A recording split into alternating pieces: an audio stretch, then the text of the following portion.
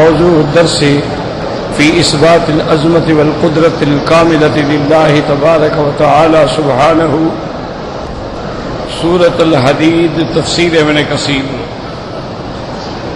الحمد لله رب العالمين والصلاة والسلام على أشرف الأنبياء وسيد المرسلين سيدنا محمد وعلى آله وأصحابه أجمعين. اللهم صل على سيدنا محمد وعلى آل سيدنا محمد كما صليت على إبراهيم وعلى آل إبراهيم في العالمين إنك حميد مجيد. أعوذ بالله من الشيطان الرجيم. بسم الله الرحمن الرحيم. هو الذي خلق السماوات والأرض في 6 أيام ثم استوى على العرش يعلم ما يلج في الأرض وما يخرج منها وما ينزل من السماء وما يعرج فيها وهو معكم أينما كنتم والله بما تعملون بصير. له ملك السماوات والأرض وإلى الله ترجع الأمور. يولج الليل في النهار ويولج النهار في الليل وهو عليم بذات الصدور. قال المؤلف والمفسر رحمه الله تعالى أدام النفع بعلومه وعلومكم في الدارين آمين، إلى أن قال يخبر تعالى عن خلقه السماوات والأرض وما بينهما في 6 أيام. اب مفسر رحمۃ اللہ علیہ فرماتے ہیں کہ اللہ نے ان آیات میں خبر دی ہے کہ آسمانوں اور زمینوں کو اور جو ان کے درمیان میں ہے اللہ نے 6 دنوں میں پیدا فرمایا. ثم اخبر تعالی باستوائه علی العرش بعد خلقهن، اور اس کے بعد اللہ نے فرمایا کہ پھر اللہ تبارک و تعالی نے استوا فرمایا عرش پہ جو اس کی شان کو زیبا ہے. وقد تقدم الكلام على هذه الآية وشبهها في سورة الأعراف بما أغنى عن إعادته هنا. اب مفسر رحمۃ اللہ علیہ فرماتی ہیں کہ اس قسم کی مشابہ آیتوں پر سورۃ اعراف میں میں نے تفصیلی طور پہ بیان کر دیا ہے، اب اس کا دوبارہ بیان کرنا غیر ضروری ہے. وقوله تبارک و تعالی یعلم ما یلج فی الارض ای یعلم عدد ما یدخل فیہا من حب وقطر. بس یہاں یہ یاد رکھیں کہ یلج لفظ ہے یعلم ما یلج فی الارض. یلج کا معنی یدخل ہوتا ہے، لیکن دونوں کے معنی میں ایک خاص فرق ہے. دخل یدخل ولج یلج. تو دخل تو ایک عام لفظ ہے، انسان ہے، بندہ ہے، حیوان ہے، وہاں لفظ دخل اطلاق ہوتا ہے کہ فلاں داخل ہو گیا، فلاں کھیت میں حیوان داخل ہو گیا. لیکن لفظ والجا جو ہے اس کا معنی ہوتا ہے کہ کسی جگہ پر ایسے خفیہ انداز میں داخل ہو کہ پتہ نہ لگے. جیسے کہ محاورات عرب میں مثال دیتے ہیں ولوج الثعلب، کہ لومڑی جو ہے نا وہ بڑی چھوٹی سی جگہ سے نکل جاتی ہے، تو اس لیے عرب میں اس کی مثال دی جاتی ہے کہ ولوج الثعلب، کہ بھئی یہ تو بندہ ایسے نکل گیا جیسے لومڑی نکل جاتی ہے، یعنی بڑے خفیہ انداز سے داخل ہونا. تو اب رات کا دن میں داخل ہونا کسی کو نظر نہیں آتا، تو یہ بھی ایک ایسا خفیہ انداز ہے کہ اللہ کے سوا کوئی جانتا نہیں. تو اس لیے اللہ نے یدخل نہیں فرمایا، فرمایا یعلم ما یلج، تو وہاں لفظ یل جو آیا ہے وہاں لفظ یدخلو نہیں آیا ہے. تو اللہ کا کلام ہے، اللہ چاہتے تو یدخلو بھی فرما دیتے، لیکن مناسب نہ ہوتا. جیسے کہ ایک یہودی راہب نے سیدنا علی رضی اللہ تعالی عنہ سے 2 سوال کیے. یہودیوں میں بھی بڑے بڑے علماء تھے، ان میں بھی بعض لوگ جو تھے وہ صحیح دین موسیٰ علیہ السلام کے تھے، اور بعض لوگ جو تھے وہ بھٹک گئے. اب بھی یعنی آپ دیکھیں کہ اس وقت بھی جو یہود کہلاتے ہیں ان میں اسرائیلی جو ہیں وہ الگ ہیں، صہیونی جو ہیں وہ الگ ہیں. ان میں بھی 2 جماعتیں ہیں. تو جو لوگ اسرائیل سے تعلق رکھتے ہیں وہ جھگڑا نہیں چاہتے، وہ مسلمانوں سے یا کسی سے بھی فساد نہیں چاہتے. لیکن صہیونی جو ہیں وہ سازشی ذہن ہے، وہ ساری دنیا میں اپنی اس نے پنجے گاڑ رکھے ہیں. تو بہرحال تو ان نے 2 سوال کیے. اس نے کہا کہ امیر المومنین حضرت علی رضی اللہ تعالی عنہ، مجھے 2 مسائل میں بڑی پریشانی ہے اور مجھے سمجھ نہیں آتی. ایک تو اللہ نے قرآن میں فرمایا ہے کہ یوم تشقق السماء بالغمام ونزل الملائکۃ تنزیلا. اللہ نے قرآن میں فرمایا ہے کہ جب آسمان پھٹ جائیں گے اور فرشتے جو ہیں وہ آہستہ آہستہ آہستہ نزلا، انزلا نہیں فرمایا، یاد رکھو یہ دونوں میں فرق ہوتا ہے. جہاں نزلا ہوگا وہاں آہستہ آہستہ اترنا ہوگا، اور جہاں انزلا ہوگا وہاں یک بار اترنا ہوگا.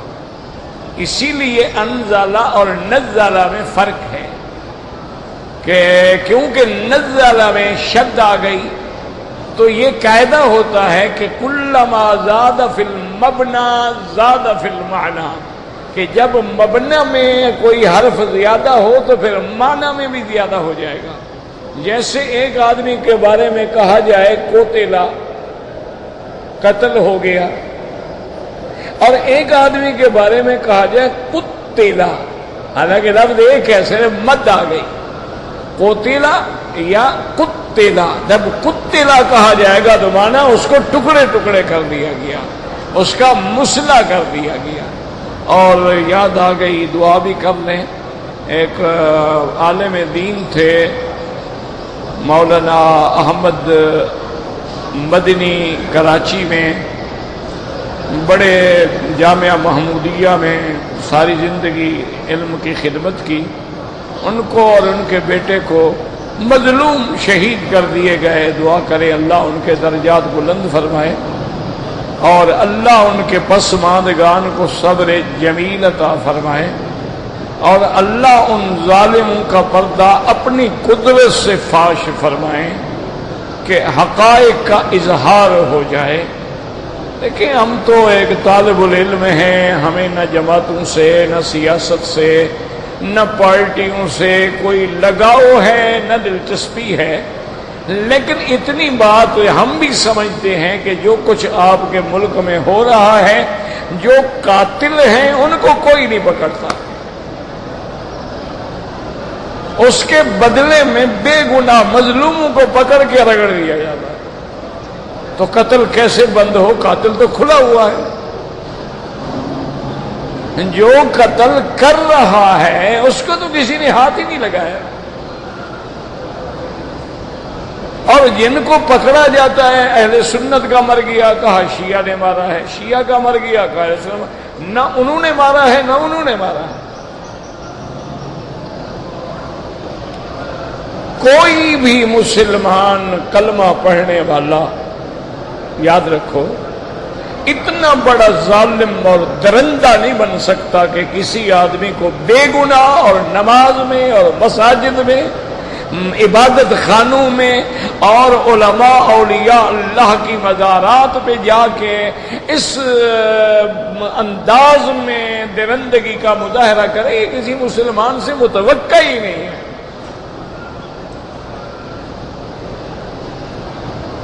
یہ تصور ہی نہیں ہو سکتا۔ دیکھو نا، ایک آدمی کلمہ پڑھتا ہے،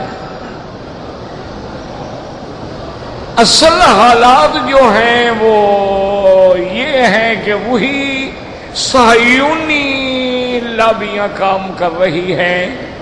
وہ دیکھتے ہیں کہ یہ بندہ اتنا غریب ہو گیا ہے، اتنا مفلس ہے کہ بچے بیچنے کے لیے تیار ہے، یہ اپنے گردے بیچنے کے لیے تیار ہے، یہ روزانہ آ کے اپنا خون ایک ایک بوتل بیچتا ہے۔ ایسے لوگوں پہ وہ نظر رکھتے ہیں، ان کو خرید لیتے ہیں کہ یار تم نے مرنا ہے، ایسے کیوں مرتے ہو، یہ لو 50 لاکھ خاندان کو دے جاؤ اور پھر کام کر کے مرو۔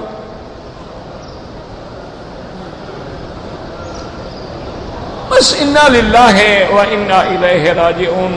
قاتل بھی وہی، منصف بھی وہی، شاہد بھی وہی۔ اقربا میرے کریں خون کا دعویٰ کس پر؟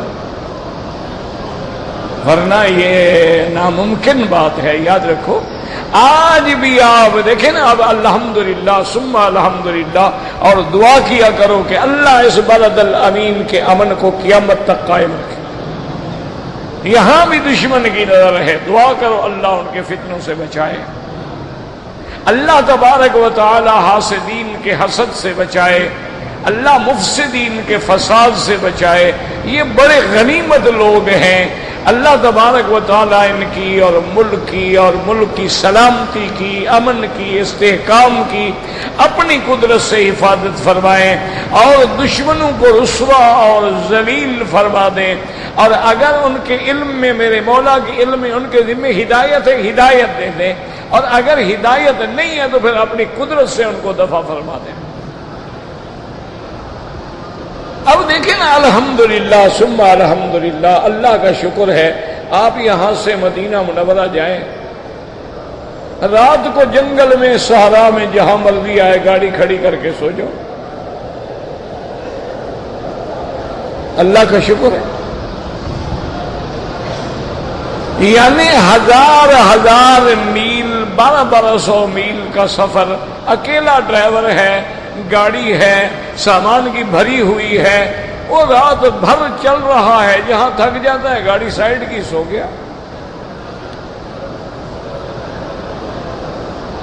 تو یہاں کیوں نہیں ہوتا ہے؟ یاد رکھو، ایک تو برکت ہے اللہ کے قرآن کے قانون کی، اور دوسرا یہ ہے کہ آپ کے ہاں فیصلے ہوتے ہیں لیکن عدل نہیں ہوتا ہے۔ فیصلہ ہوتے ہوتے مظلوم کے بچے بھی بوڑھے ہو کے مر جاتے ہیں۔ آپ جناب اسلامی قانون، چلو کم از کم تجربے کے طور پر بھی اگر خدا تمہیں توفیق دیتا ہے 6 مہینے کے لیے تجربہ کر لو۔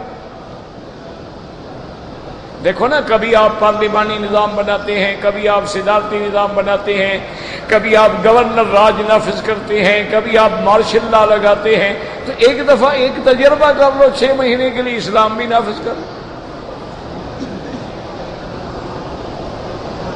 پھر دیکھو کیا ہوتا ہے۔ مجال ہے کہ کوئی آدمی ہل جائے اپنی جگہ سے، اسلام کے قانون میں اتنی طاقت ہے۔ آپ 2 چوروں کے ہاتھ کاٹ دیں، دیکھیں جناب چوری ہو پھر۔ آپ 2 زانیوں کو سنگسار کر دیں، رجم کر دیں، دیکھیں پھر زنا ہو۔ آپ یہ جو تتلیاں بن کے اڑ رہی ہیں، ان کو پکڑ کے بند کر دیں، جب تک توبہ نہ کریں، اپنے لباس کی اصلاح نہ کریں، دیکھیں کہ پھر کوئی فحاشی ہو۔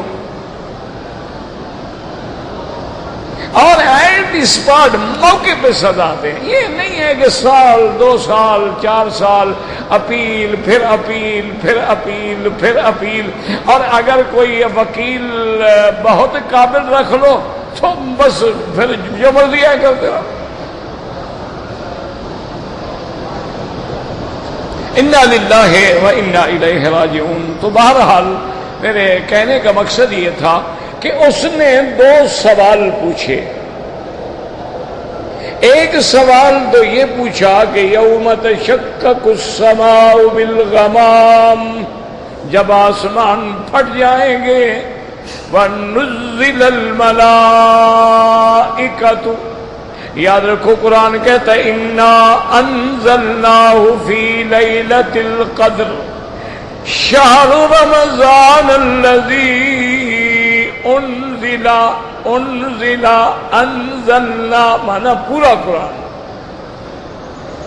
اللہ نے لوح محفوظ سے لیلۃ القدر کی رات میں پورا قرآن جو ہے وہ آسمان دنیا کے بیت العزت میں اتار دیا، تو وہاں لفظ انزلنا آیا ہے۔ اور دوسری جگہ فرماتے ہیں وَنَزَّلْنَاهُ تَنزِيلًا، مانا پھر تھوڑا تھوڑا کر کے اللہ نے حضور پہ قرآن بھیجا ہے۔ تو انزلہ اور نزلہ کا فرق سمجھ لیں آپ۔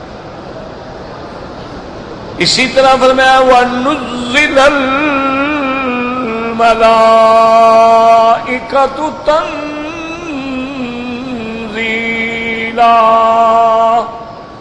اس نے کہا کہ حضرت علی مجھے سمجھ نہیں آتی کہ آسمان میں تو اللہ جانے کتنے فرشتے ہیں،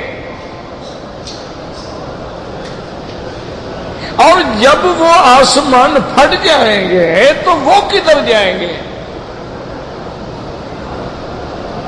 چونکہ قرآن یہاں کہتا ہے آسمان پھٹ جائیں گے، وہاں کہتا ہے زمینیں بھی بدل جائیں گی۔ یوم تبدل الارض غیر الارض والسماوات وبرزوا للہ الواحد القہار۔ تو اس نے کہا کہ حضرت جب زمینیں پھٹ جائیں گی، آسمان پھٹ جائیں گے اور ملائکہ کو اتارا جائے گا، تو ملائکہ کہاں رہیں گے، کہاں بیٹھیں گے، کہاں رہیں گے؟ اب حضرت علی رضی اللہ تعالی عنہ سمجھتے تھے کہ بھئی اصل بات یہ ہے کہ یہ ہمیں دھوکہ اس لیے لگتا ہے کہ بھئی جب زمین بدل دی جائے گی، ہم سمجھتے ہیں بھئی اتنی بڑی زمین بدلنے کے لیے تو بڑی مدت لگے گی نا، تو اتنی دیر میں ملائکہ کہاں جائیں گے؟ لیکن ہم یہ نہیں سمجھتے کہ اللہ کے شان کن سے بدل جائے گی، وہاں دیر کا کیا معنی ہے؟ یہ تو ہمارا دماغ ہوتا ہے نا جی کہ اگر یہ مکان ہم نے توڑ دیا، اس مکان کے رہنے والے کہاں رہیں گے جی؟ اب دوسرا مکان بنانے میں تو جناب 2 سال لگ جائیں گے، لیکن وہاں تو جناب سال نہیں، وہاں تو گھنٹے نہیں، وہاں تو منٹ نہیں، وہاں تو سیکنڈ نہیں، وہاں تو لمح البصر، آنکھ پلک جھپکنے کی دیر میں حکم ہو جائے گا، بدل گئی زمین۔ تو جب اللہ کے حکم سے بدل جائے گی تو ملائکہ نیچے زمین پہ آ جائیں گے۔ تو یہ تو ایک علمی جواب تھا نا۔ تو حضرت علی رضی اللہ تعالی عنہ نے ان کو الزامی جواب دیا۔ ایک ہوتا ہے علمی جواب اور ایک ہوتا ہے الزامی جواب کہ خصم کا منہ بند کرنا ہے۔ حضرت علی نے فرمایا کہ اب بتاؤ مجھے اس وقت رات ہے یا دن ہے؟ اس نے کہا جی رات ہے۔ آپ نے فرمایا پھر دن کہاں گیا؟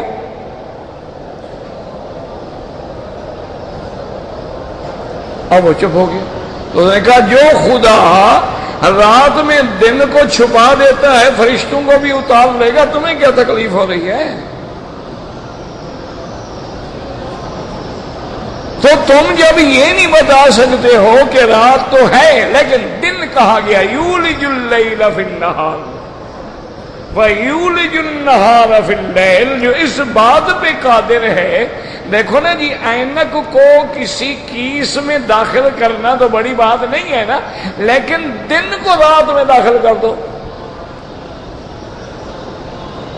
وہ کیسے داخل ہوگی؟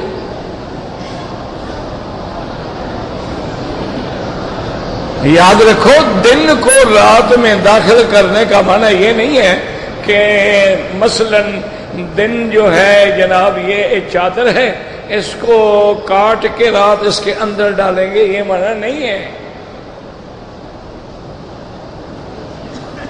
یہی تو مشکل ہوتی ہے نا کہ آدمی کو سمجھ نہیں آتی اللہ کے قرآن کی، اور سمجھنا چاہتا بھی نہیں۔ اصل بات کو سمجھا کریں کہ اللہ کا جو ایک نظام ہے نا جی، مثلا میرے محبوب کو، محبوب کائنات کو اللہ کا قرآن کہتا ہے اسراء بھی اور معراج بھی رات میں ہوا ہے، اور رات بھی ساری نہیں۔ قرآن نے کہا اسریٰ بعبدہ لیلا، تنوین ہے، یہ نہیں فرمایا اسریٰ بعبدہ فی اللیل، یہ نہیں فرمایا۔ اللہ نے فرمایا اسریٰ بعبدہ لیلا، اور لیلا نکرہ ہے، تنوین ہے، اور جب تنوین ہے تو فائدہ اس کا کیا ہوتا ہے؟ کبھی فائدہ تکسیر کا ہوتا ہے اور کبھی فائدہ تقلیل کا ہوتا ہے۔ یاد رکھو کہ تنوین جب آئے گی نا تو کبھی اس کا فائدہ کیا ہوگا؟ تعظیم، کہ لولا نزل ھذا القرآن علی رجل من القریتین عظیم، یعنی علی رجل عظیم، یہاں تکسیر اور عظمت کے لیے ہے۔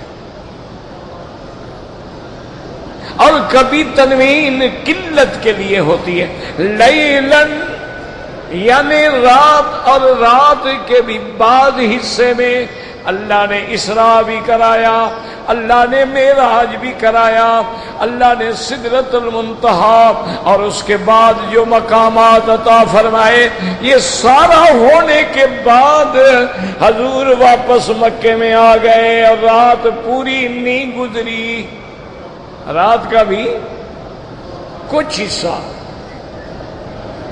تو اب سمجھیں کہ بھی رات کیسے نہیں گزری؟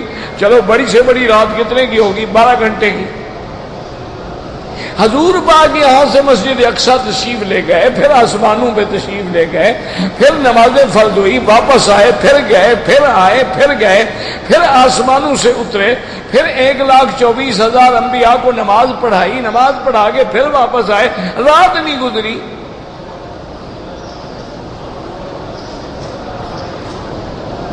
تو اس لیے عام آدمی کو بات سمجھ نہیں آتی، اور یہی وجہ تھی کہ ابو جہل کو بھی سمجھ نہیں آئی۔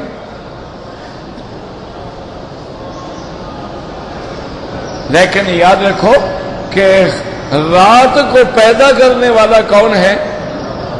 دن کو، اس نظام کو چلانے والا کون ہے؟ اچھا اب گھڑی چل رہی ہے، اگر میں اس گھڑی کو مثلا 12 بجے پہ آ کے بند کر دوں تو 1 سال تک بھی یہ سوئیاں 12 بجے پہ کھڑی رہیں گی نا، کہ آگے چلیں گی؟ ہاں جی۔ تو جب میرے سرکار کا معراج ہوا نا، اللہ نے بھی حکم دے دیا رات کو بھی، ستاروں کو بھی، سیاروں کو بھی، ہر چیز تھم جاؤ، اب میرا مدنی آ رہا ہے۔ سب کھڑے ہو جاؤ استقبال کے لیے۔ ہر چیز جو جہاں گردش کر رہی تھی رک گئی۔ جب آپ آ گئے سوئی پھیر دی چل پڑی۔ تو رات کا تو پھر اتنی حصہ لگا نا جتنا سوئی کو روکنے میں لگتا ہے، اس لیے اللہ نے فرمایا کہ تھوڑی سی حصے رات میں ہم نے یہ سارا اسراء اور معراج جو ہے کرا دیا۔ تو اس لیے یاد رکھا کریں کہ یہ اس کا داخل ہونا اتنا خفیہ ہوتا ہے کہ 12 گھنٹے کی رات ہے اس کو 8 کر دیا، اور دن 12 گھنٹے کا کر دیا۔ 12 گھنٹے کا دن ہے اس کو 8 کر دیا، رات کو 12 گھنٹے کر دیا، تو یہ گویا دن رات میں آ گیا اور رات دن میں آ گئی، یہ نہیں کہ اس کے اندر داخل کیا جاتا ہے۔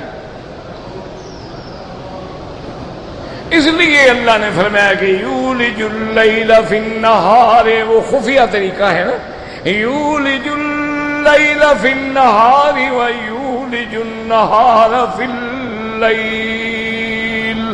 اس لیے اللہ نے آگے فرمایا کہ یعلم ما یلج فی الارض وما یخرج منہا وما ينزل من السماء وما يعرج فيها۔ تو اب جناب سمجھیں، تو جب حضرت علی نے رضی اللہ تعالی عنہ نے جواب دیا تو راہب چپ ہو گیا۔ اس نے کہا کہ حضرت میرا ایک دوسرا سوال ہے۔ اب نے فرمایا وہ کیا ہے؟ انہوں نے کہا آپ کے قرآن مقدس میں آتا ہے کہ جنت کے اندر 4 نہریں ہوں گی۔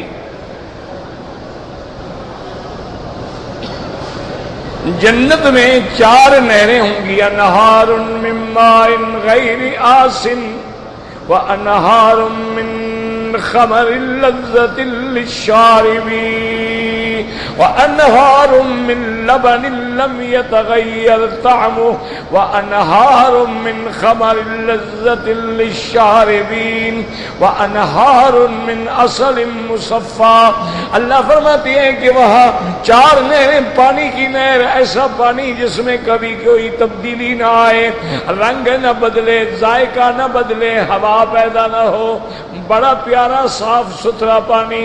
وَنَهَرٌ مِّن لَبَنٍ، اور دودھ کی نہر ہوگی، اور نہر شراب کی نہر ہوگی، اور خالص شہد کی نہر ہوگی۔ تو اس نے کہا جی کہ قرآن میں ہے یہ 4 قسم کی نہریں ہوں گی، تو حضرت نے فرمایا بالکل ہوں گی۔ اور انہوں نے کہا حضرت علی جو مجھے اشکال ہے وہ یہ ہے کہ حدیث مبارک میں آتا ہے ان تمام نہروں کا مرکز جو ہے وہ عرش کے نیچے ہے، وہاں ایک دریا ہے جس سے یہ نہریں نکلیں گی۔ اسی طرح زمین کے نیچے بھی دریا ہے، آسمانوں کے اوپر عرش کے نیچے بھی دریا ہے، اور اسی وہ اصل ہے اور وہاں سے وہ نہریں نکلیں گی۔ تو اس نے کہا کہ حضرت مجھے سمجھ نہیں آتی کہ دریا ایک ہو، منبع ایک ہو، اور آگے جو نہریں نکل رہی ہیں وہ مختلف ہوں، ایک پانی کی ہو، ایک دودھ کی ہو، ایک شراب کی ہو، ایک شہد کی ہو، یہ کیا بات ہوئی؟ اب آپ دیکھتے ہیں نا آپ کے ہاں بڑے بڑے ڈیم ہیں، پجند ہے، منگلا ڈیم ہے، یا اور کوئی ڈیم ہے، تربیلا ہے یا کوئی ہے، تو ڈیم میں جو پانی ہوتا ہے تو پانی ہی آگے آئے گا، دودھ تو نہیں آئے گا نا۔ اس سے جتنی نہریں آپ نکالیں گے وہ پانی کی نکلیں گی۔ یہ تو نہیں ہوگا کہ وہاں سے آئے تو ایک نہر دودھ کی بن جائے، ایک اصل کی بن جائے، یہ کیسے ہو سکتا ہے؟ جب مرکز ایک ہے، ایک ہی چشمے سے نہریں آ رہی ہیں، تو یہ 4 کیسے بن گئی؟ حضرت علی رضی اللہ تعالی عنہ، اللہ نے آپ کو بڑا علم دیا تھا، اللہ نے آپ کو بڑی قوت فیصلہ دی تھی۔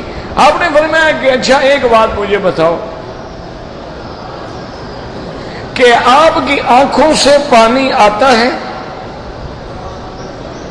انہوں نے کہا جی بالکل آتا ہے، بندہ روتا ہے، آنسو بہاتا ہے تو آنکھوں سے پانی آتا ہے۔ تو فرمایا کبھی اس کو چکھا ہے تم نے کہ اس کا ذائقہ کیا ہے؟ اور ناک سے بھی تمہارے پانی بہتا ہے؟ انہوں نے کہا جی بالکل بہتا ہے، ندرہ ہو جائے تو ایسے ہوتا ہے کہ نل کا بہ رہا ہو۔ انہوں نے کہا اس کو بھی تم نے چکھا ہے، ذائقہ کیا ہوتا ہے؟ اور تیرے منہ سے بھی تھوک کے اعتبار سے پانی آتا ہے؟ انہوں نے کہا جی ہاں بالکل آتا ہے۔ انہوں نے کہا اس کو بھی تم نے چکھا ہے؟ اچھا تمہارے کان میں کبھی پانی کان سے بھی آتا ہے؟ انہوں نے کہا جی آتا ہے۔ اس کو بھی چکھا ہے، ذائقہ کیا ہے؟ جب یہ مرکز ایک ہے تو یہ پانی الگ الگ کیسے ہو گئے؟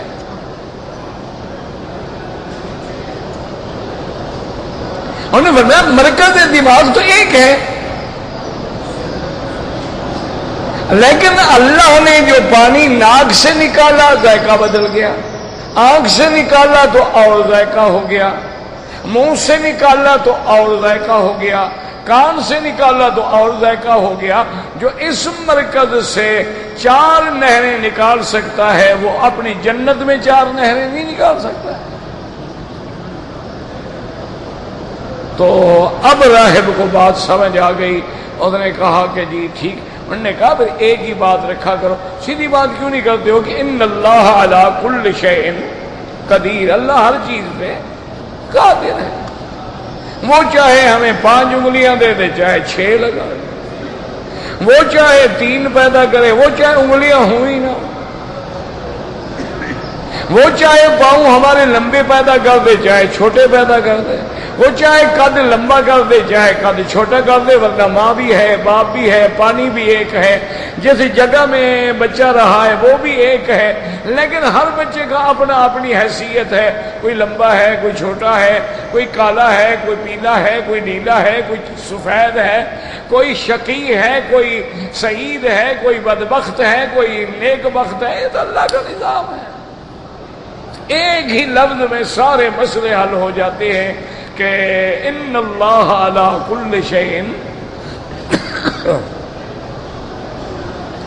اور اسی لیے اگر آپ اپنے عقل دوڑائیں گے نا، ایک شاعر نے بڑی عجیب بات کی ہے، وہ کہتا ہے کہ بن دیکھے تجھے خدا مان لیا ہے۔ ہم نے دیکھا نہیں ہے لیکن خدا، بن دیکھے تجھے خدا مان لیا ہے، اور دیکھنے والے کا کہاں مان لیا ہے۔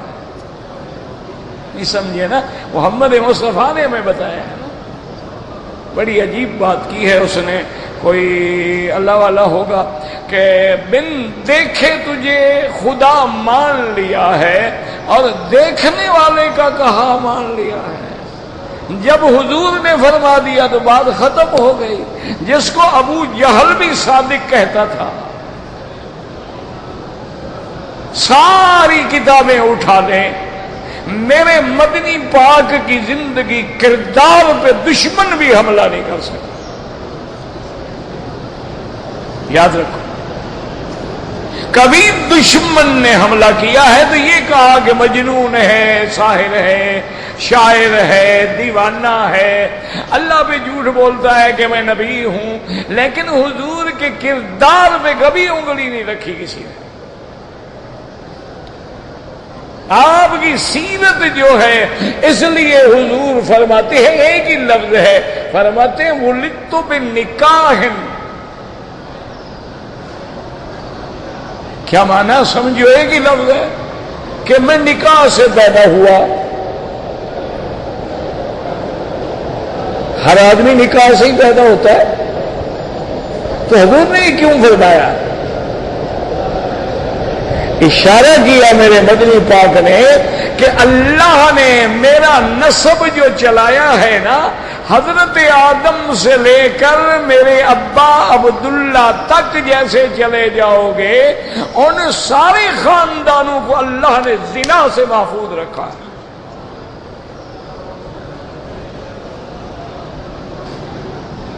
نکاح ہوا ہے، زنا نہیں ہوا، یعنی صرف حضور کا خاندان نہیں، اوپر تک جہاں تک چلے جاؤ، محمد ابن عبداللہ ابن ہاشم ابن عبد مناف ابن کلاب ابن مرہ، قصی ابن کلاب ابن مرہ تھا، جہاں تک الہ سیدنا اسماعیل، اور پھر سیدنا اسماعیل سے سیدنا ابراہیم اور حضرت آدم تک اللہ نے وہ سلسلہ جو آ رہا تھا، وہ کڑی جو آ رہی تھی، وہ سلسلۃ من ذہب، وہ ایسی پاکیزہ کڑی تھی کہ اس میں بھی گناہ نہیں آنے دیا۔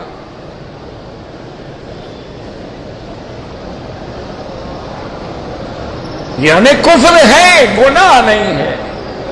دیکھو نا، دنیا میں ایک آدمی کافر ہے، ایک مسلمان ہے، ایک ہندو ہے، ایک سکھ ہے، ایک یہودی ہے، کردار تو الگ چیز ہے نا۔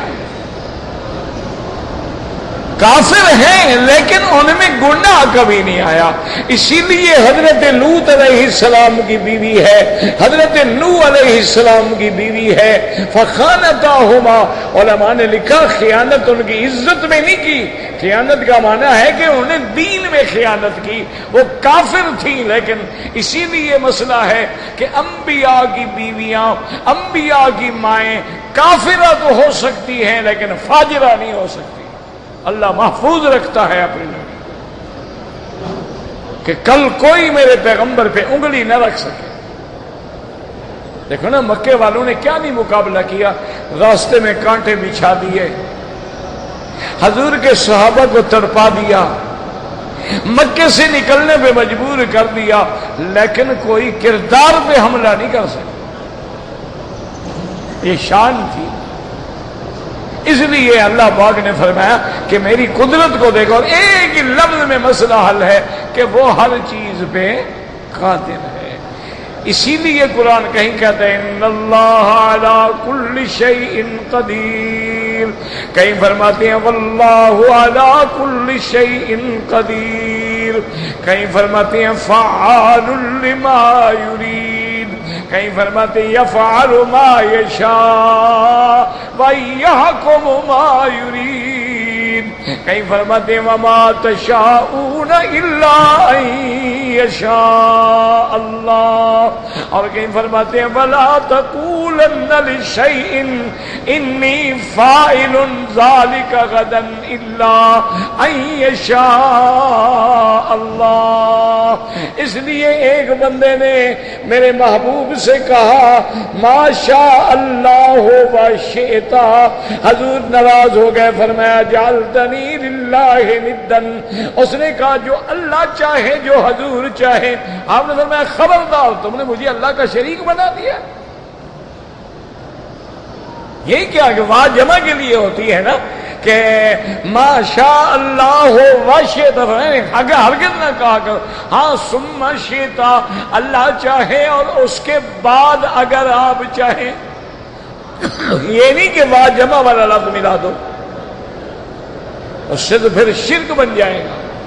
اس لیے اللہ تبارک و تعالیٰ یہاں فرماتے ہیں, مفسر رحمت اللہ علیہ نے تفسیر بیان فرمائی, یعلم ما یلج فی الارض اے یعلم عدد ما یدخل فیہا من حب وقطر, جتنی دانے جتنی بارش کے قطرے. یاد رکھو یہ چیزیں بھی تو خفیہ داخل ہوتی ہیں نا زمین میں, کہ آپ نے مٹی کو ہلایا, ہل چلائے اور جا کے بیج ڈال دیا. اب وہ بیج جناب اندر چلا گیا, اندر جانے کے بعد دیکھو اس کو ایک نیچے شاخ نکل گئی کہ اوپر شاخ نکل گئی, تو کتنا خفیہ ہے. آپ اس کے نکلنے کو دیکھ ہی نہیں رہے جب تک باہر نہ آئے. آپ کو کیا پتا ہے ما يدخل من حب, جو دانہ داخل ہوتا ہے یا بارش کا قطرہ داخل ہوتا ہے, وما يخرج منها, اور جو زمین سے نکلتا ہے, من نبات وزرع وثمار, اللہ تبارک و تعالیٰ اس سے سبزہ پیدا فرماتے ہیں, آپ کے لیے زراعت ہوتی ہے, پھل پیدا فرماتی ہیں. کما قال تعالی وعنده مفاتيح الغیب لا يعلمها الا هو, اسی ہی کے پاس ہیں غیب کے خزانے کی کنجیاں. یاد رکھو یہاں ظرف مقدم ہے, وعنده مفاتيح الغیب, یہ نہیں فرمایا کہ مفاتيح الغیب عنده. یاد رکھو, سمجھو قرآن کو, اللہ پاک سمجھنے کی توفیق دے. یہاں ظرف مقدم ہے, وَإِنَّهُ مَفَاتِحُ الْغَيْبِ, جیسے آپ سورۃ فاتحہ میں پڑھتی ہیں إِيَّاكَ نَعْبُدُ وَإِيَّاكَ نَسْتَعِينُ. حالانکہ معنی تو یہ ہے کہ نعبد ایاک, ایاک کا عامل نعبد ہے, لیکن ظرف مقدم ہو گئی, فائدہ حصر کا ہو گیا. اگر ہوتا نعبد ایاک, معنی ہوتا تیری بھی عبادت کرتے ہیں اور کبھی کبھی کسی غیر کی بھی کر لیتے ہیں, لیکن جب آ گیا ایاک, صرف تیری ہی عبادت کرتے ہیں, وَإِيَّاكَ نَسْتَعِينُ, اور صرف تجھ ہی سے مدد مانگتے ہیں. حسر ہو گیا, یہاں بھی حسر ہو گیا. عنده مفاتیح الغیب, اگر ہوتا مفاتیح الغیب عنده, مانا ہوتا غیب کے خزانے کی چابیاں اس کے پاس بھی ہیں اور کسی دوسرے کے پاس بھی ہیں.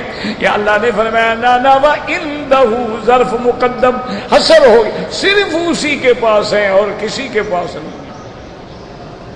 وعنده مفاتیح الغیب, اور فرمایا یہ تیری بینک نہیں ہے کہ بینک کے مینیجر کے پاس بھی چابی ہوگی اور لاکر کے مالک کے پاس بھی چابی ہوگی. فرمایا نا یہ غیب کی چابیاں ہیں, غیب کے خزانے ہیں, ان کی چابیاں میرے پاس ہیں. میرا اللہ جب غیب آپ کے پاس ہے پھر چابیاں کہنے کی کیا ضرورت تھی.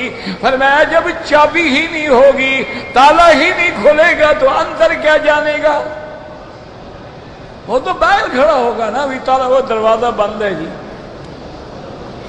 اور یار پتہ کرو اندر کوئی ہے, اس نے کہا جی تالا لگا ہوا ہے. اور یار کھول لو, اس نے کہا جی چابی نہیں ہے. تو اللہ نے فرمایا ان کے پاس تو چابیاں ہی نہیں ہیں, تو یہ غیب کہاں سے دیکھ کے آ جائیں گے؟ وَعِندَهُ مَفَاتِحُ الْغَيْبِ لَا يَعْلَمُهَا إِلَّا کوئی نہیں جانتا مگر اللہ. وَيَعْلَمُ مَا فِي الْبَرِّ وَالْبَحْرِ, خشکی میں کیا ہے, دریاؤں میں کیا ہے. وَمَا تَسْقُطُ مِنْ وَرَقَةٍ إِلَّا يَعْلَمُهَا, درخت کا جب پتا گرتا ہے تو اللہ جانتے ہیں. وَلَا حَبَّةٍ, کوئی دانہ, فِي ظُلُمَاتِ الْأَرْضِ, رات کی زمین کی اندھیریوں میں. وَلَا رَطَبٍ, نہ کوئی تر نہ کوئی خشک. إِلَّا فِي كِتَابٍ مُبِينٍ, مگر اللہ نے اس کتاب میں ہر چیز کو لکھ رکھا ہے اور وہی جانتے ہیں, اور جانتے بھی ہیں اور لکھ بھی دیا ہے. اس کی کیا ضرورت تھی بھائی؟ جب اللہ ہر چیز جانتے ہیں تو پھر کسی کتاب میں لکھنے کی کیا ضرورت ہے؟ ڈائری میں تو ہم لکھتے ہیں کہ ہم بھول نہ جائیں, اللہ تو بھولنے سے پاک ہے. لا یضل ربی ولا ینسا, ہمارا رب نہ بہکتا ہے نہ بھولتا ہے. تو پھر لکھنے کی کیا ضرورت تھی؟ اس پہ علماء نے فرمایا کہ عاملہم کمعاملتہم, اللہ نے اپنے بندوں کے ساتھ اسی طرح معاملہ کیا کہ جیسے تم لکھ دیتے ہو میں نے بھی لکھ دیا ہے. اور اپنی قدرت کا نظارہ دکھلایا کہ آسمان و زمین کے پیدا کرنے سے پہلے لکھ دیا. جب فرشتوں کو حکم ہوتا ہے کہ نقل کر لو, دیکھ لو, فرشتے دیکھتے ہیں تو کہتے ہیں سبحانک لا علم لنا الا ما علمتنا, پاک ہے تیری ذات, آج جو ہو رہا ہے آپ نے پہلے لکھ دیا. تو اللہ اپنے کمال علم کو ظاہر کرنے کے لیے اس میں لکھ بھی دیتے ہیں. اور پھر اللہ نے یہ فیصلہ بھی کیا ہے کہ اگر تمہیں انکار ہوگا تو قیامت میں ہم تمہیں خود تیرا نام عمل پکڑا دیں گے.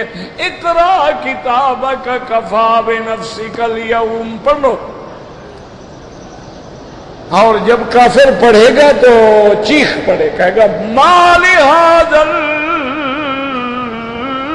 کتاب لا یغادر صغیرۃ ولا کبیرۃ الا احصاها, کہے گا ہاں یہ کیسی یہ کتاب ہے کہ ہمارا کوئی چھوٹا بڑا کوئی ایسا کام ہی نہیں جو اللہ اس نے محفوظ میں رکھا ہو. اس لیے اللہ نے اس میں اپنے کمال علم اور کمال قدرت کا ارشاد فرمایا ہے. اللہ ہمیں سمجھنے کی اور پڑھنے کی پڑھانے کی توفیق دے. دعا بھی کیا کرو اللہ صحت عطا فرمائے.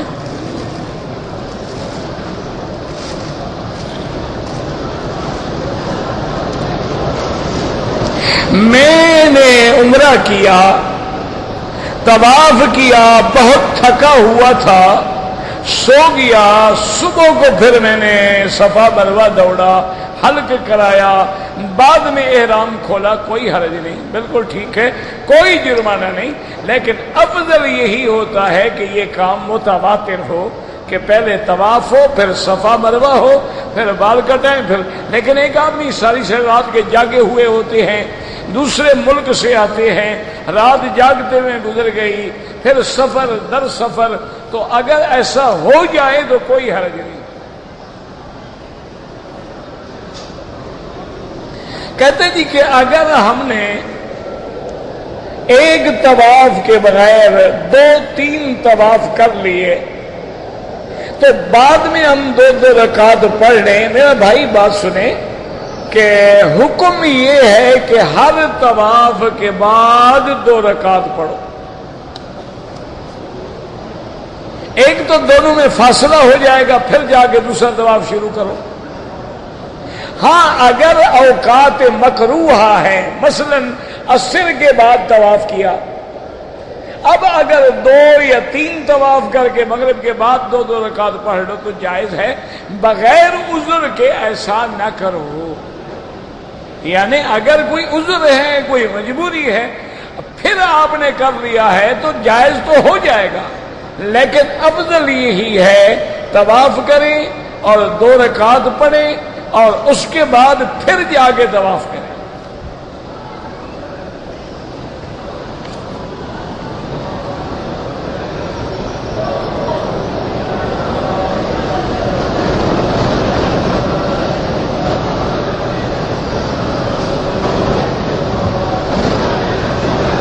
کہتے جی کہ میں تقریباً 23 سال سے حرم میں ہوں اور میرے بچے اب کہتے ہیں کہ ہم گھر رہیں، تو اب میں کیا کروں؟ حرم میں رہوں، مکے میں رہوں یا گھر؟ یعنی آپ نے وضاحت نہیں کی نا کہ بچے آپ کے یہاں ہیں یا بچے ادھر ہیں اور آپ 23 سال سے یہاں عبادت فرما رہے ہیں. تو یہ تو بالکل حرام ہے، ناجائز. 6 مہینے سے زیادہ تو آپ اپنی بیوی کو دور نہیں رکھ سکتے شریعت میں. یہ کوئی عبادت نہیں ہے کہ بیوی ہے، بچے ہیں، رل جائیں، ان کی تربیت نہیں ہے، وہ آوارہ ہو جائیں. اور جی میں تو مکے شریف میں رہتا ہوں، یہ کیا بات ہے؟ آپ پکڑے جائیں گے قیامت میں، آپ مسئول ہیں. ہاں، یا پھر اپنی اولاد کو بھی یہاں منگوا لو، اپنے ساتھ رکھو، ان پہ نظر رکھو، ان کی عزت کی حفاظت کرو. یہ تو ممکن نہیں ہے نا میرا بھائی کہ آپ یہاں رہیں، بچے وہاں رہیں اور پھر آپ مطالبہ کریں کہ وہ محفوظ ہوں گے، پھر اللہ رحمت کرے.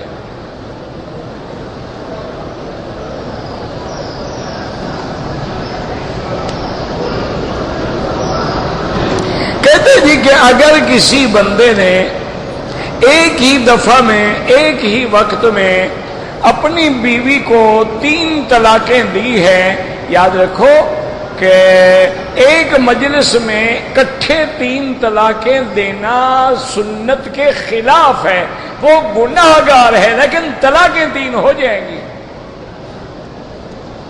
اس کو ایسا نہیں کرنا چاہیے تھا. اللہ کے نبی نے منع فرمایا ہے. طلاق دینی ہے 1 دے دو، طلاق دینی ہے 2 دے دو. اور طلاق بھی حیض کے بعد طہر میں دو، حیض میں بھی طلاق نہ دو. عورت حاملہ ہے طلاق نہ دو، طہر میں طلاق دو. اور طہر بھی وہ جس میں میاں بیوی ملے بھی نہ ہوں، کیونکہ اسلام چاہتا ہے طلاق نہ ہو. ابغض الحلال عند اللہ الطلاق. لیکن اگر دے دو گے تو طلاق ہو جائے. یہ الگ بات ہے کہ اس نے غلط کام کیا. تو بہرحال احناف کے نزدیک 3 طلاقیں 3 ہوتی ہیں. 1 دفعہ دے، آہستہ آہستہ دے، الگ الگ دے، 3 ہیں. اور وہ عورت اس پہ حلال نہیں ہوگی جب تک کہ حتیٰ تنکح زوجا غیرہ، کسی اور سے شادی کرے اور وہ اپنے منشے سے طلاق دے، کرائے کا شوہر نہ ہو. بعض علماء کہتے ہیں کہ 3 ایک ہوتی ہیں، آپ جانے وہ جانے، بہرحال احناف کے نزدیک وہ 3 ہیں اور تقریباً جمہور ائمہ کے نزدیک 3 ہیں۔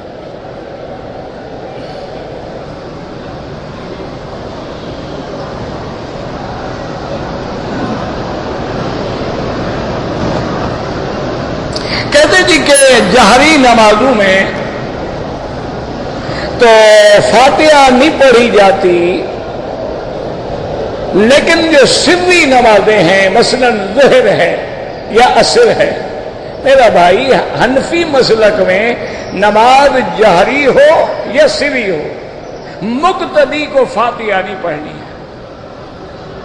امام احمد ابن حنبل رحمۃ اللہ علیہ فرماتے ہیں نماز جہری ہو تو فاتحہ نہ پڑھے، سری ہو تو فاتحہ پڑھے، لیکن امام حنیفہ رحمۃ اللہ علیہ کے نزدیک جہری ہو یا سری ہو، وہ فرماتے ہیں مقتدی فاتحہ نہ پڑھے، چونکہ امام تو ہوتا ہی اسی لیے ہے، اور امام کی قرات جو ہے وہ مقتدی کی قرات ہے، ورنہ سبحانک اللہ وہ بھی پڑھے گا ہم بھی پڑھیں گے، سبحان رب العظیم وہ بھی پڑھے گا ہم بھی پڑھیں گے، سبحان رب الاعلیٰ وہ بھی پڑھے گا ہم بھی پڑھیں گے، التحیات للہ ہے وہ بھی، تو آخر امام پھر کس چیز کے لیے ہے؟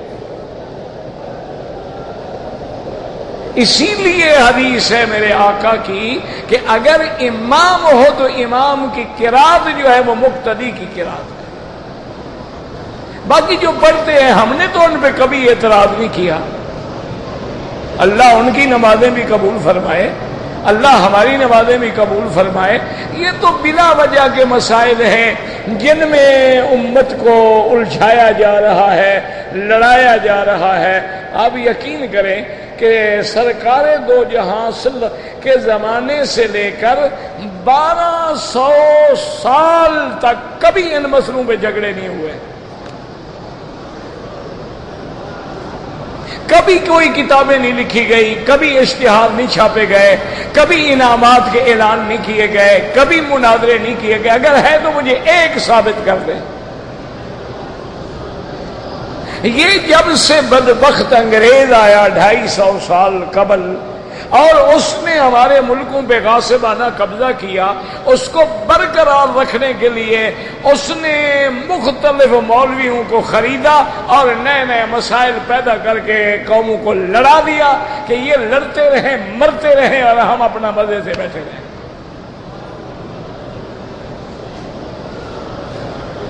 آپ 1200 سال تک مجھے دکھا دیں کبھی مناظرہ ہوا ہو، 1200 سال تک آپ مجھے دکھا دیں کسی نے اشتہار چھاپا ہو کہ جو فاتحہ نہ پڑھے نماز نہیں ہوتی۔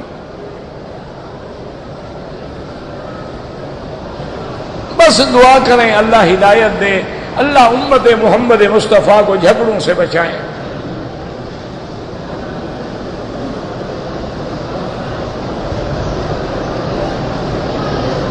کہتے ہیں جی کہ صفا مروہ میں جو سبز لائٹ ہیں ان کے درمیان میں بی بی ہاجرہ دوڑی تھیں، تو جب دوڑی ہی عورت تھی تو اب عورتوں کو حکم ہے کہ نہ دوڑیں۔ تو اتنا مسئلہ بھی تمہیں سمجھ نہیں آ گیا؟ جب اماں تمہاری طرف سے دوڑ گئی تم کیوں دوڑو؟ اللہ کی بندی وہ تو دوڑ گئی، تمہاری جان چھڑوا گئی، تمہیں ویسے دوڑنا ہے تو میرا تن ریس میں جا کے دوڑو۔ وہ تو تمہارا بھلا کر گئی نا۔ اللہ نے فرمایا کہ چونکہ یہ عورت دوڑی ہے قیامت تک عورتیں نہ دوڑیں، صرف آرام سے چلیں، مرد دوڑے۔ یہ تو تمہارے بھلے کی بات ہے۔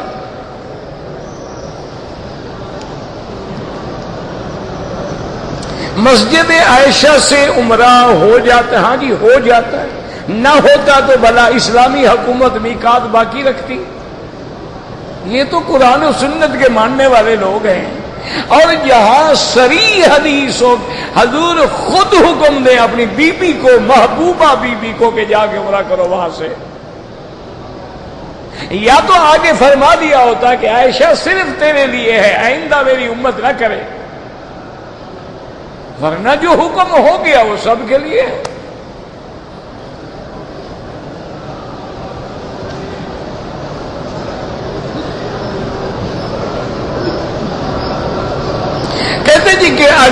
نے مغرب کی اذان ہونے کے بعد 2 رکعت پڑھ لی، چونکہ یہاں وقت ہوتا ہے پڑھ لی تو ٹھیک ہے، غروب شمس کے بعد منع نہیں ہے۔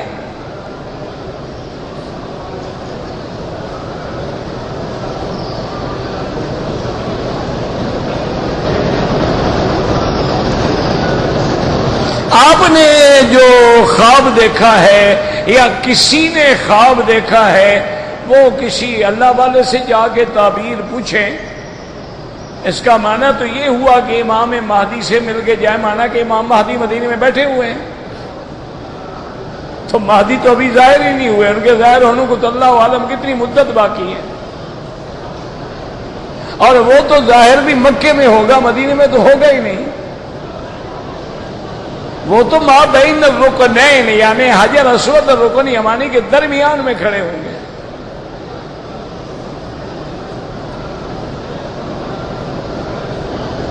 کہتے جی کہ حنفی مسلک میں اگر آدمی سمع اللہ لمن حمدہ ربنا لک الحمد حمدا کثیرا طیبا بالکل کہہ سکتا ہے۔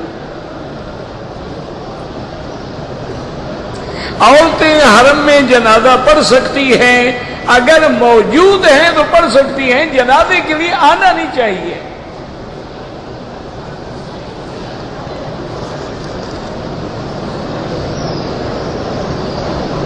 میرا ایک دوست بیمار ہے، اللہ سب بیماروں کو شفا دے، اللہم اشفنا واشف مرضانا ومرضى من اوصانا واستوصانا ومرضى المسلمین۔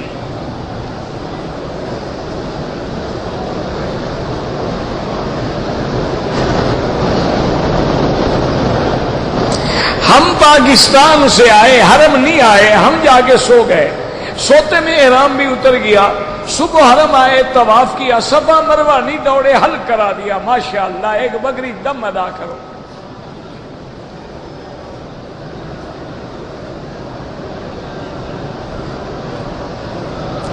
اگر ہمارے علاقے میں بعض ذمہ دار جو ہیں اپنی زندگی میں زمینیں اپنے لڑکوں کے نام کر دیتے ہیں، لڑکیوں کو محروم کر دیتے ہیں، انشاءاللہ قیامت میں اتنی زمین تیری گردن میں ڈالی جائے گی کہ اٹھاؤ بوجھ۔ جب اللہ نے لڑکیوں کو حصے دار بنایا ہے، تم کون ہوتے ہیں ان کو محروم کرنے والے؟ اور پھر لڑکیوں کا اتنا زیادہ حق ہے، اللہ نے فرمایا یوصیکم اللہ فی اولادکم للذکر مثل حظ الانثیین، کہ لڑکے کو 2 لڑکیوں کے برابر ملے۔ ویسے کہہ دیتے کہ لڑکے کو 2 حصے ملیں گے، لیکن 2 لڑکیوں کا کیوں ذکر کیا؟ تاکہ لڑکیوں کا حصہ تمہیں یاد رہے۔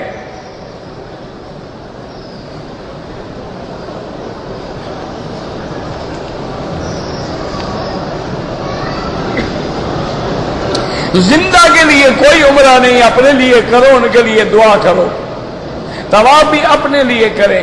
ہاں جو لوگ فوت ہو گئے ہیں وہ بیچارے تو نہیں آ سکتے نا، ان کے لیے کریں گے تو نفلی ثواب ہے، پہنچ جائے گا۔